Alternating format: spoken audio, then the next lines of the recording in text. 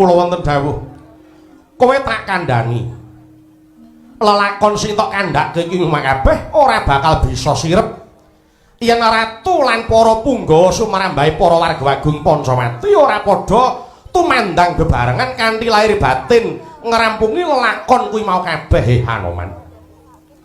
Tangeh lamun negaramu enggal entuk pangapura saka sing nyipta urip yen wong sak negara Pancawati ora padha mertobat lahir batin marang Gusti kang nyipta jagat.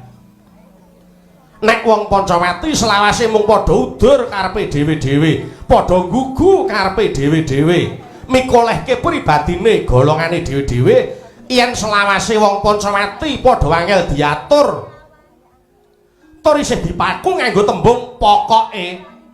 Wis aja do jagake yen arep tentrem kahanan Pancawati. Sebab apa? Ya kanthi tumindak kaya